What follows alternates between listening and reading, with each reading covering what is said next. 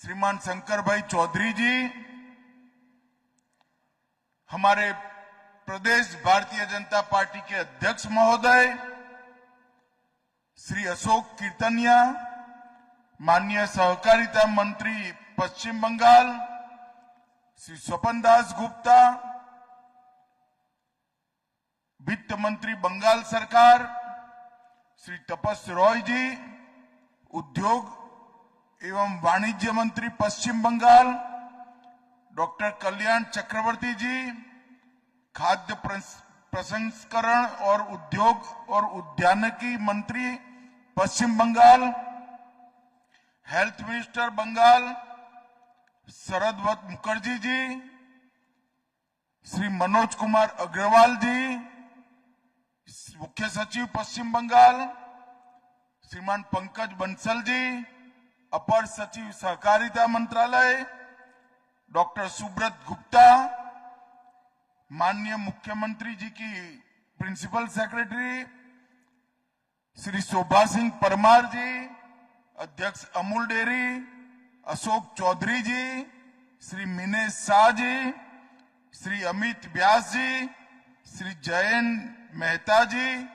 और आज इस कार्यक्रम में आए हुए सभी भाइयों बहनों को मेरा राम राम नमस्कार। मित्रों, आज बंगाल चुनाव के विजय के बाद मोदी जी की ओर से मैं मिष्टी दही से बंगाल वासियों का मुंह मीठा कराने के लिए यहां पर आया हूं। बंगाल में जो परिवर्तन बंगाल की जनता ने किया है, वो परिवर्तन आजादी के बाद के सभी राज्य के विधानसभा चुनावों से एक अलग प्रकार का परिवर्तन। बंगाल जैसा राज्य जो देश के हर क्षेत्र के लिए एक ज्योति पुंज के समान होता था। शिक्षा की बात करें तो हमारा पश्चिम बंगाल 5 दशक देश से आगे रहता था।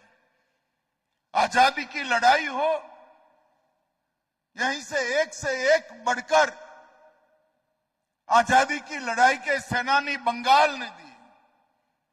धर्म, भक्ति, संकीर्तन की बात करें तो चैतन्य महाप्रभु, स्वामी विवेकानंद, रामकृष्ण ठाकुर और महर्षि अरविंद ने एक अद्भुत परंपरा बंगाल के अंदर स्थापित की। और जब देश के प्रति देशभक्ति और समर्पण की बात हो तो नेताजी सुभाष चंद्र बोस हो या खुदीराम बोस, बंगाल ने बलिदान देने में भी पीछे मुड़कर कभी नहीं देखा।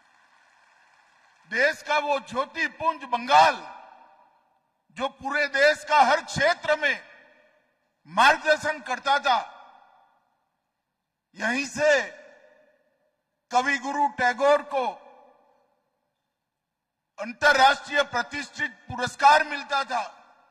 यहीं पे जगदीश बासु को वनस्पति में जीव है इसका संशोधन करने का सम्मान मिलता था। यहीं से वंदे मातरम के रचयिता ऋषि बंकिम बाबूक ने भारतीय संस्कृति का वो अमर गीत जिसने सांस्कृतिक राष्ट्रवाद की नींव डाली, वो आनंद मठ पुस्तक में वंदे मातरम की रचना की। वो बंगाल लंबे समय से विदेशी विचारों से प्रभावित कम्युनिस्ट सरकार के शासन में रहा। उनसे मुक्त हो गए तो विचारधारा विहीन, भ्रष्ट और करप्ट और क्रिमिनल तृणमूल कांग्रेस की सरकार की चुंगाल से फंसे और देखते देखते देखते हमारा सोनार बांग्ला का कल्पना, जिसका स्वप्न कवि गुरु टैगोर ने देखा था, वो नष्ट हो गया।